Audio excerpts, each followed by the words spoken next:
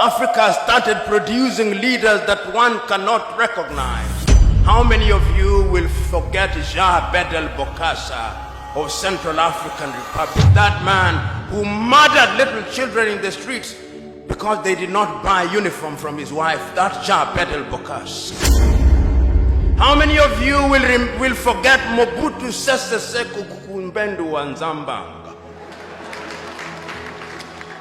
who changed his country's name and presided over a kleptocratic regime? The Democratic Republic of Congo is the richest resource country on earth.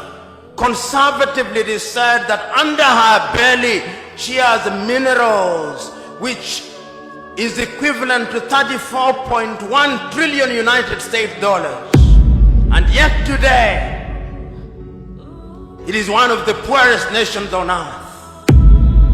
It is the only nation on earth. This video is to make you understand that our problem in Africa is not just the whites, but our leaders. Let me not just say much. Let's watch this together. It is the only nation on earth which on the day of the election has its president saying, we know we ought to have elections, but we have no money to hold elections. When you see a country which has as its official name the Democratic Republic of Congo, know that there is no democracy. In fact, I dare say that any country, two countries that I know insisting on having as a part of their official name the Democratic Republic of something are never democratic. The other one is Korea, the People's Democratic Republic of Korea. It's as if when you can't graduate to be a doctor, you go to the church and you ask to be baptized as Dr. Mwadime. But that is not the point. The point is that who can forget Mobutu Sese Seko? Who can forget Idi Amin of Uganda? Who can forget Mengistu Haile Mariam of Ethiopia? And one can go on and on, because hygiene had started disappearing from African politics. Our agriculture was beginning to suffer. European musicians who had a little sense of guilt came to perform in Africa. Bob Geldof, to free the Ethiopians out of hunger. There was no hygiene in our politics. Not at all. We could not run our education systems. Our young men and women were going to India because the budgets meant for education were consumed by individuals whom we had entrusted with the task of presiding over it. Our health sectors were beginning to collapse. And as I've said before, the political leadership did not have any faith in those institutions. Typically, the typical African politician, perhaps not in Tanzania today, if they were sick, they had a cold, they would not go to Muhimbili, they would go to London. If they were Kenyan, they would not go to Kenyatta Hospital, they would run to the United Kingdom. Tragedy, no hygiene in our politics, because Africans had started engaging in theft. In fact, I used to say that African politicians were thieves. Then I went to Uganda and I was told that they are not thieves, they are looters. And when I went to Liberia last week, I was told they are not looters. I was told they are looters on an industrial scale. That is the logical metamorphosis of the African politician, whose appetite for public wealth is completely insatiable. Hygiene was disappearing from African politics, and we could see the effect of the disappearance of hygiene in African politics. But there was always the erstwhile colonial master to assist. Coup d'etats started visiting Africa. Modibo Keita in Mali was consumed. Nnamdi Azikiwe in Nigeria was consumed. The Osagie for Kwame Nkrumah was consumed. Very strategic. Apollo Milton Obote was consumed. Amilcar Cabral in Guinea-Bissau was consumed. Patrice Emery Lumumba was consumed. Coups were so frequent in Africa that Afro-pessimists were now hard to say that coups were as frequent as breakfast. But even breakfast was not frequent on African tables. We could not feed ourselves At all. because there was no hygiene in African politics.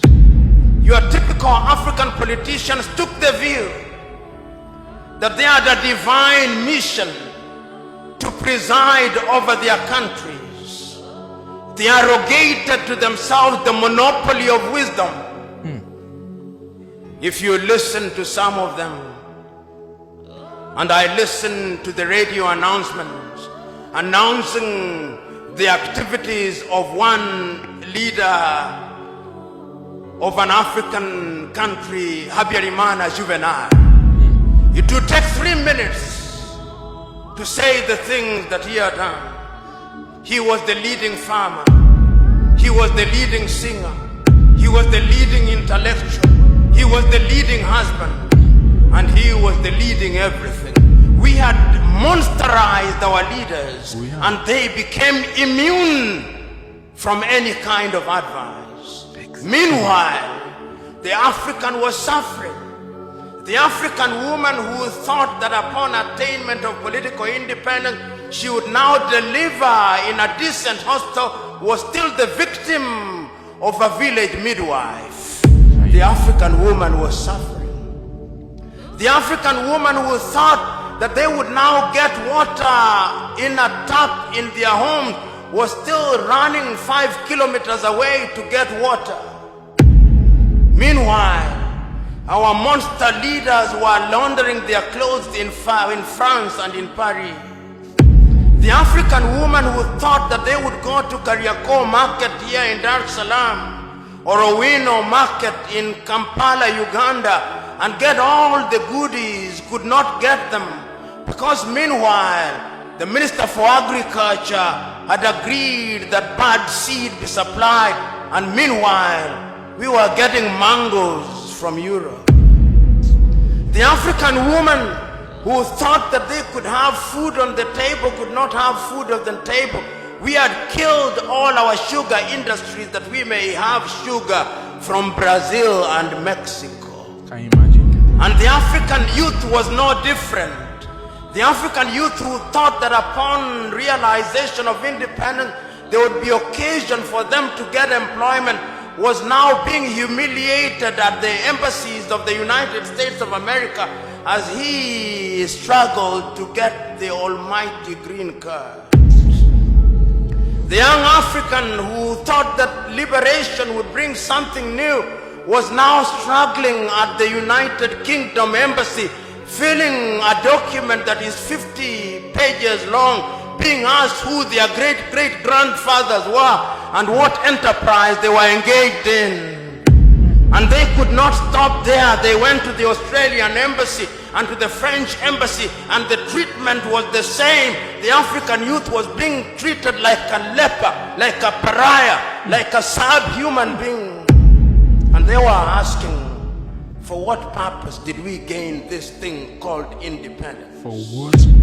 And those who are not humiliated in Gambia, in Nigeria, in Niger, were crossing the Red Sea, swimming across the Mediterranean to go to Italy so that they may be enslaved anew. Meanwhile, the African leader was busy looting from their countries and buying mansions in Paris and in London and in Florida, and driving private jets and helicopters and being addressed as their excellencies and honorables instead of being addressed properly as horribles.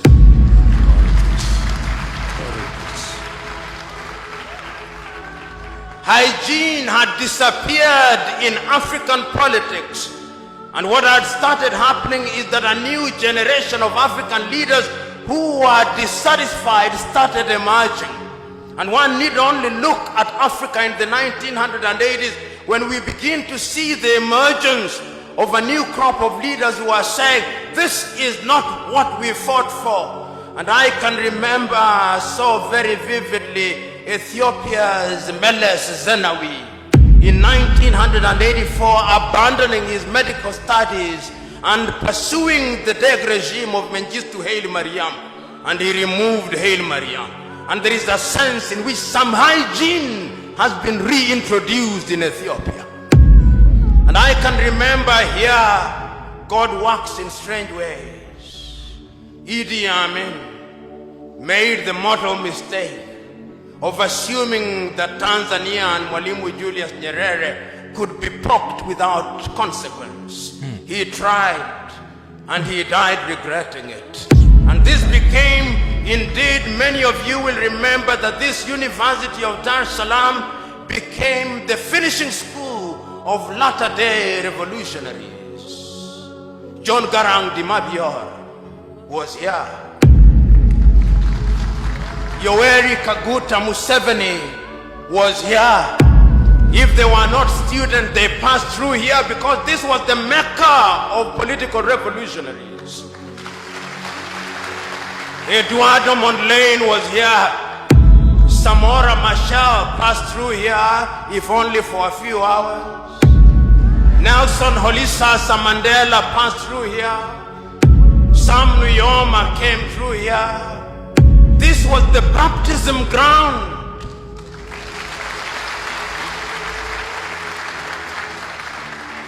And the high priest was Mwalimu Julius Kambarage Nyerere.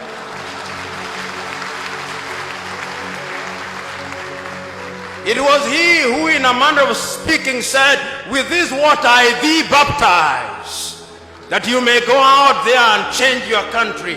And Yoweri Kaguta Museveni went out into Uganda, and there is a sense, whether you like it or not, in which some hygiene was introduced in that country. There is a sense in which when Samora Moises Machel left this ground, he went to Mozambique, and there was a sense in which some hygiene was introduced in that country. There is a sense in which John Garang Dimabior left here, and some hygiene was beginning to be introduced in South Sudan. Right now, the story is a little different, but one can see that there was this new crop of leaders who recognized that indeed we had to do something about it. But ladies and gentlemen, what had happened over the years? Let us ask ourselves the fate of Africa. Why I say that there is a need for political hygiene. Africa today has 54 odd countries. And allow me to take you through a tour of Africa, if the moderator will be gracious enough to give me latitude. When you start from the Cape in South Africa, there is a great country which has given birth to great men. 1912, the first political party to be founded in Africa, the African National Congress of Sir Albert Lutuli. That party has given birth to the Mandelas, to the governing Mbekis, to the Reginald Oliver Tambo. There was great pain during the apartheid regime, but wisdom prevailed upon President de Klerk. And in 1994, we created what was called a Rainbow Nation. Mandela had his honeymoon. Then came Govan Mbeki, or Thabo Mbeki, the son of Govan Mbeki. Then came Jacob Zuma. I do not know where Jacob is taking South Africa. But from where I am, there is need for hygiene in South Africa. Because that is a great country. And that is the anchor of Southern Africa. Exactly. Nelson Mandela left a country that was called the Rainbow Nation. Today I'm beginning to hear them talk about the Zulu and the Xhosa and the Pedi. It is your own Mwalimu Julius Kambarage Nyerere who said, Katika karne ya 21 mnasema tupande basi la makabila. Hiyo ni ujinga na upumbavu.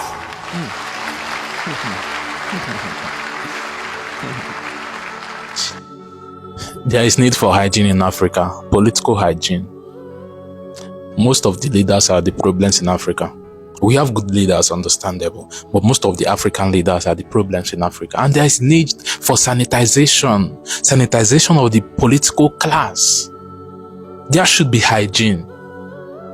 You've been in power for 20 years, and when you fall sick, you go to Spain, you go to London to get treatment. Then what is the need of being in power? What is the need of being on that seat when you cannot even bring standard healthcare system in your country? What is the need? Taking Africa backwards.